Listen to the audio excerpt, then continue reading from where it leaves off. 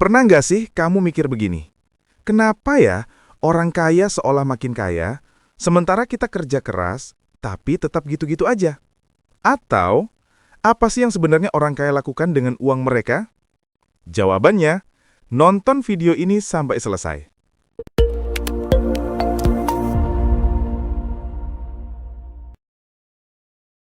Halo teman-teman, apa kabar Anda hari ini? Sehat selalu ya? Materi kali ini, topik cara orang kaya membangun aset. Di video ini, kita akan menelusuri langkah-langkah realistis dan praktis yang dilakukan orang kaya dalam membangun aset.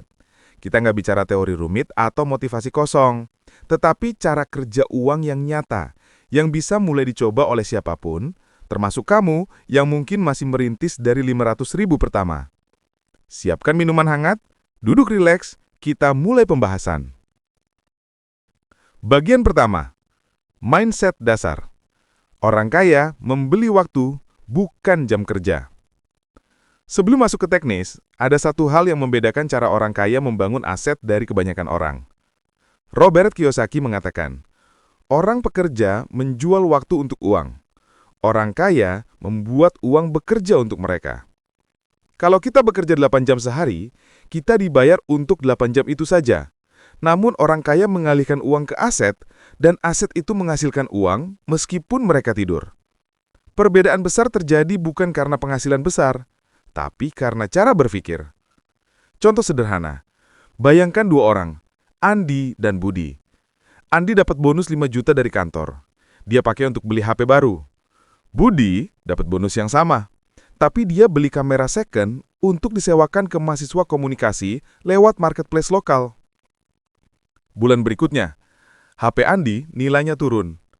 Kamera Budi menghasilkan 300.000 tiap minggu. Dalam 1 tahun, Budi sudah balik modal dan tetap punya asetnya. Orang kaya membeli sesuatu yang menghasilkan uang, bukan hanya yang menghabiskan uang. Sederhana, praktis, realistis. 3 tips konkret yang bisa dilakukan hari ini. 1. Saat ingin membeli sesuatu, tanya, ini aset atau liabilitas? 2. Tunda belanja impulsif selama 48 jam. 3. Punya penghasilan tambahan, sisihkan minimal 20% untuk beli aset. Bagian 2. Orang kaya bermain di kuadran income produktif atau asset-based income. Banyak orang kerja hanya untuk active income, gaji, upah, freelance, atau lembur. Tapi orang kaya fokus meningkatkan income dari aset, seperti properti yang disewakan, saham atau reksadana yang membagi dividen, bisnis yang bisa berjalan tanpa kehadiran pemilik, konten digital yang menghasilkan royalti. Menurut data dari Thomas Stanley dalam buku The Millionaire Next Door 2018, lebih dari 80% orang kaya di Amerika membangun kekayaan melalui aset produktif, bukan dari gaji tinggi. Contoh di Indonesia, data OJK 2023. Reksadana memiliki pertumbuhan investor mencapai 45% dibanding tahun sebelumnya, terutama dari usia 20 sampai 35 tahun. Apa artinya? Makin banyak orang sadar bahwa aset adalah masa depan, bukan gaji besar. Realitas penting. Warren Buffett mengatakan, kalau kamu hanya bergantung pada satu sumber penghasilan, kamu sedang berada 1 langkah dari kemiskinan. Orang kaya selalu punya plan B, C, dan D. Sumber penghasilan mereka bukan satu keran, tetapi banyak keran kecil yang terus menetes. 3 tips praktis yang bisa kamu lakukan. 1. Mulai dari aset termurah.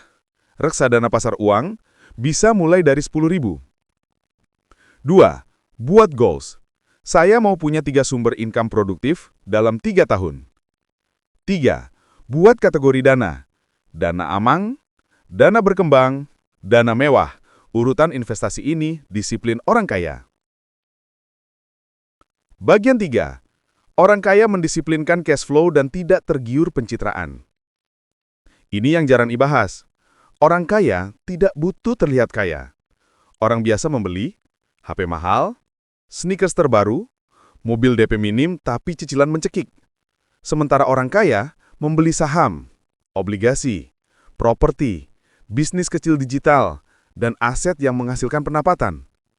Morgan Housel The Psychology of Money 2020 mengatakan, status jauh lebih mahal daripada kekayaan. Mereka lebih rela terlihat sederhana agar bisa membeli kebebasan, bukan gengsi. Kisah nyata singkat. Salah satu klien saya, pemilik usaha bakery di Jakarta. Semua orang mengira dia boros karena usaha berkembang. Tapi tahukah kamu, dia pakai HP keluaran 3 tahun yang lalu. Mobilnya bekas, dibeli cash.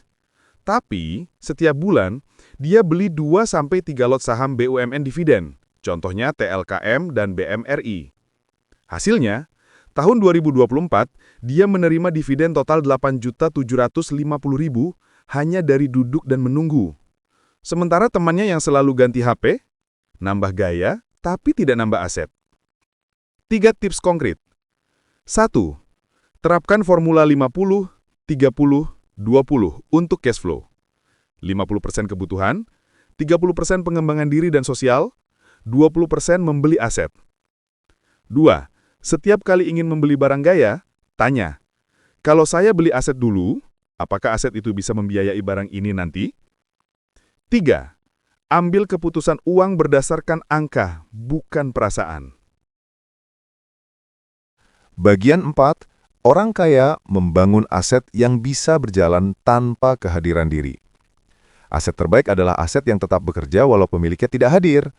Inilah prinsip paling sakral yang membedakan cara orang kaya membangun aset. Naval Ravikant berkata, bisnis yang baik adalah bisnis yang tidak membutuhkanmu untuk bekerja di dalamnya. Aset yang bekerja tanpa hadir bisa berbentuk sewa properti, kos-kosan kontrakan, mesin produksi kecil, contoh mesin laundry koin, digital asset, e-book, video course, YouTube atau podcast, deposito, obligasi saham dividen. Kamu tidak harus punya modal besar untuk memulainya. Contoh nyata aset produktif mikro, beli alat kopi drip lalu sewakan untuk event kecil. Beli mic podcast lalu sewakan di marketplace. Atau simple deh, mulai investasi rutin 300.000 di reksadana saham. Intinya bukan mulai besar, intinya mulai dulu. Orang kaya tidak menunggu modal, mereka memulai dari ide. 3 tips konkret membangun aset autopilot. 1.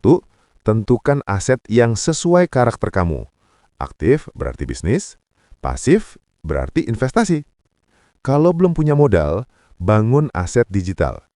Otomatiskan, pakai auto invest di aplikasi investasi. Bagian kelima, uang kecil dibesarkan, uang besar diamanahkan. Banyak orang bilang, kalau aku udah kaya nanti, baru belajar investasi. Padahal kebalik, kamu belajar investasi dari uang kecil agar siap mengelola uang besar. Begitu kamu mulai, kamu akan sadar, mengumpulkan aset butuh ketekunan, bukan keberuntungan. Keberlanjutan lebih penting daripada skala besar. Orang kaya fokus pada growth, bukan instan. Itulah kenapa meski punya uang banyak, mereka tetap menghargai nilai Rp1.000. Menurut data BPS Indonesia 2024, 51% orang yang menerima penghasilan tambahan mengaku tetap kesulitan menabung karena semua habis untuk konsumsi. Tanpa kemampuan kelola uang kecil, uang besar hanya memperbesar masalah.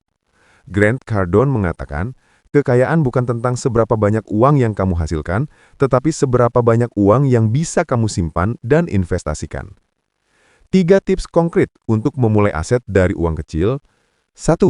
Mulai dari nominal kecil tapi rutin. Lebih baik 100.000 tiap minggu daripada 5 juta setahun sekali. 2.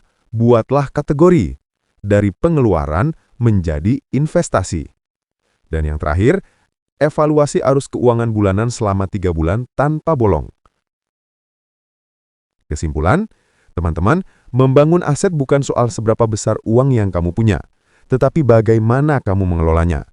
Orang kaya tidak menunggu kaya untuk membangun aset. Mereka kaya karena mereka membangun aset. Kalau kamu merasa video ini membuka wawasan baru, bantu channel ini berkembang. Klik like, tulis pendapatmu di kolom komentar, share ke teman-teman kamu, dan jangan lupa subscribe. Sampai jumpa di video berikutnya. Bye-bye!